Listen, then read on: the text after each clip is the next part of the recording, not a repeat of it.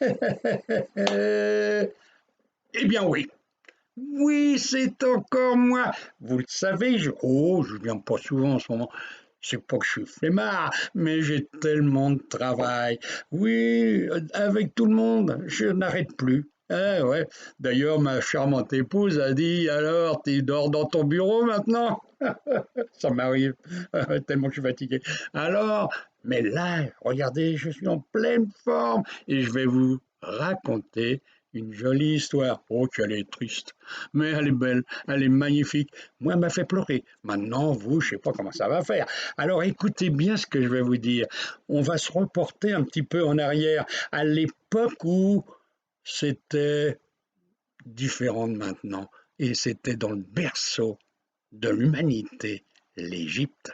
Et là, à côté des pyramides, il y avait un petit village de rien du tout, quelques petites maisons artisanales et beaucoup de ruines d'anciennes maisons, toujours mal construites, toujours mal finies ou pas finies du tout.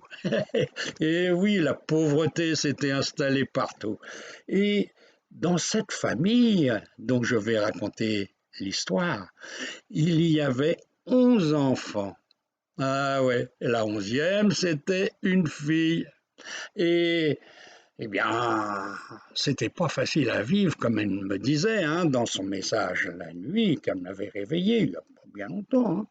Eh bien, elle disait, on était dans une petite boutique parce que mon père était cordonnier, mais il y avait la boutique et derrière une grande pièce. Dans cette grande pièce, ça faisait tout, hein. La cuisine, la salle de bain, le dortoir. Un seul rideau séparait les parents. Oh, d'ailleurs, oui, on les voyait pas, mais on entendait. Des fois, ça faisait rire tout le monde. Et nous, on était en quinconce. Ouais, la tête, les pieds, tout ça. Et bon, on était petits, tous, et puis on a quand même grandi un peu. Mais on avait toujours la même pièce et le même lit. Alors, ce qui fait qu'à un moment donné, j'ai commencé, disait-elle, à avoir deux petites clémentines qui poussaient avec un peu de duvet qui était, ouais, vous voyez où. Donc, et ça intriguait les grands frères. Et j'ai eu des attouchements à droite, à gauche, qui créaient du plaisir d'ailleurs, c'est vrai. Et un jour, le grand frère, ben, il a été au-delà de mon plaisir et du sien, voilà. Et les autres frères, ils en ont profité aussi, ils ont dit pourquoi lui, pourquoi pas moi. Et tout le monde a été comme ça. Et les années ont passé. Alors après, je travaillais moi sur le bord du trottoir, sur un petit étal, et je vendais comme beaucoup d'artisans, les pauvres, parce qu'ils étaient toujours de plus en plus pauvres. Alors, on était là à vendre, et un jour, j'ai rencontré un monsieur qui m'a dit: ah, il faudrait que je fasse quelque chose avec toi. Tiens, voilà un bonbon. Et voilà, j'ai mangé ce petit bonbon. Et puis il en venait une fois ou deux, comme ça. Et à chaque fois, puis un jour, eh bien, la pauvreté dans la maison, c'était pas facile. Il a fallu que je fasse quelque chose que je voulais pas au début, mais il fallait le faire pour la famille. Parce que moi j'aidais au maximum. Entre deux ventes, je faisais la lessive, j'aidais ma mère au repas et tout, mais c'était quand même assez épuisant. Et puis on m'avait suggéré que ce monsieur pouvait nous aider. Alors, bah oui, j'ai subi ces assauts. Et c'était une fois la semaine, des fois deux, ça dépendait. Et à chaque fois, il me donnait un petit bonbon. Ah oui, une récompense, comme il disait. Eh bien, ce qui s'est passé, eh bien, le temps a passé et tout. Et puis, un beau jour, j'ai commencé à ressentir des trucs bizarres dans le corps. Oui, j'ai des alarmes un peu, des excitations différentes d'avant. Euh, je n'avais plus d'envie sexuelle, c'est vrai, ça avait petit à petit disparu, tout ça. Et puis les années avaient passé, et un jour, en me regardant dans la glace, j'avais 30 ans, je lui ai dit, mais t'en parais au moins 60. Et là, eh bien, je vous jure, c'est vrai, je m'étais fait un cadeau, parce que les années, ils avaient marqué mon visage. J'avais les yeux cernés, beurrés, comme on dit, des paupières épaisses et lourdes, et je m'étais rétréci même, tassé sur moi-même. Oui, la drogue. parce que je savais qu'en fait, c'était pas des bonbons, c'était de la drogue qu'il m'avait donné. Et plus j'en avais pris, plus maintenant j'en avais besoin. Mais lui, ce monsieur, un beau jour a disparu, décédé sans doute, et je n'avais plus les petits bonbons. Il a fallu alors que je trouve des vendeurs, les deals. Oui, et les payer. Et alors, au début, j'ai pu un peu, je vendais, mes parents étaient morts, on avait vendu la maison, tout, et tout ce qu'il y avait avec, et partagé avec des frères qui étaient partis à droite, à gauche, je ne voyais plus personne. Et j'ai subi après l'assaut de tous ces hommes. Je sentais leur poids sur moi, le, le, leur odeur fétide, mauvaise. Ah, quand j'y pense encore, ça me donne des frissons, disait-elle. Et le temps a passé et j'étais obligé, parce que je n'avais plus rien, même plus de quoi me loger. Et j'ai fait comme des centaines d'autres. Je me suis retrouvé dans le cimetière à dormir sur la tombe de mes parents. Il n'y avait plus que ça. Et c'est d'ailleurs là qu'un jour, on m'a retrouvé, recroquevillé, morte. Oui. Alors c'était facile, disait-elle. J'étais déjà au cimetière pour m'enterrer, ça a été plus vite. Et oui, c'était la tristesse de ce peuple. Et qui souffrait toujours et souvent en silence. Alors, moi, je regardais mon corps, c'était ça qui était bizarre. Parce que tout le monde s'était attroupé au départ, et puis moi, j'étais là à regarder, mais je dis, c'est quoi ce truc-là? Qu'est-ce qui m'arrive? Parce que moi, j'étais là, à 1 mètre du sol, à flotter dans l'air comme un petit ballon.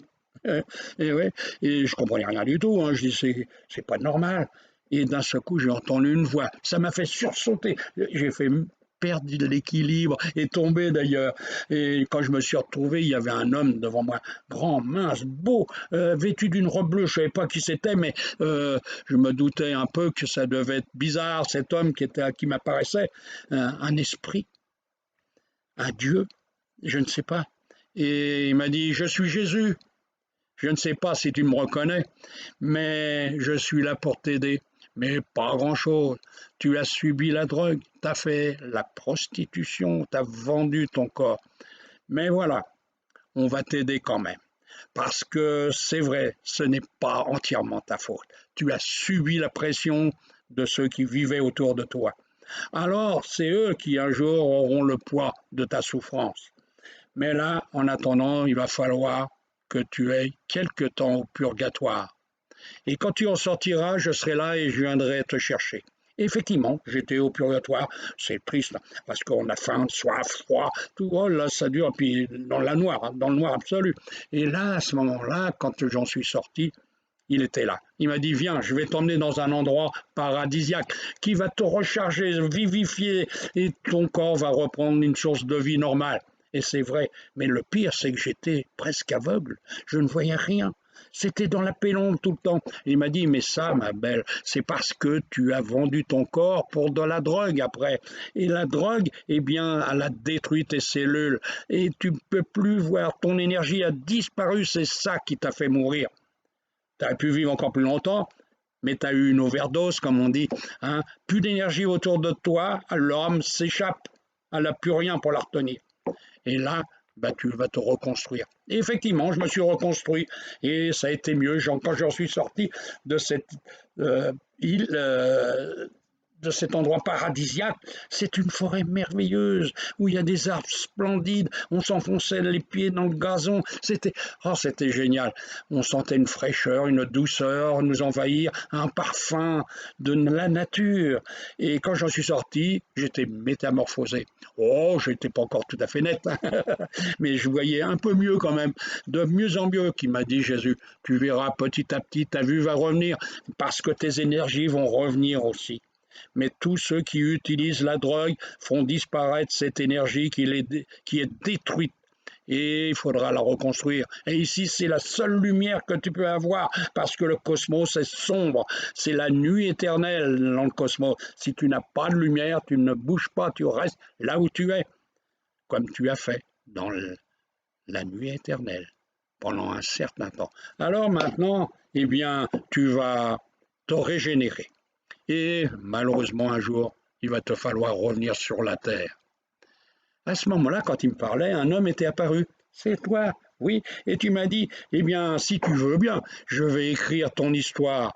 Elle pourra peut-être inciter les gens à éviter de se droguer, à s'éloigner de ces dealers, de ces vendeurs d'herbes, de graines, de poudre et de tout ce que l'on trouve sur la terre pour détruire l'enveloppe humaine. Alors, je suis venu avec toi.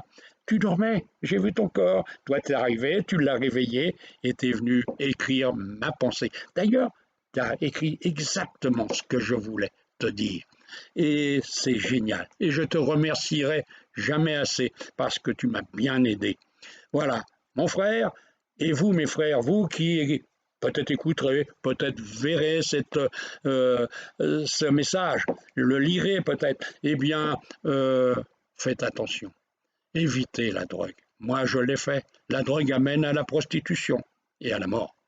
Et la mort, double mort, parce qu'on meurt sur Terre, mais on meurt après, là-haut. Et ça, c'est terrible. Et il faudra que je revienne encore sur Terre. Alors, mes frères, essayez de faire très attention. Vivez avec Dieu en vous. Au revoir. Et voilà, oui, elle est partie, la petite, et paix à son âme, hein, là-haut, maintenant elle est bien.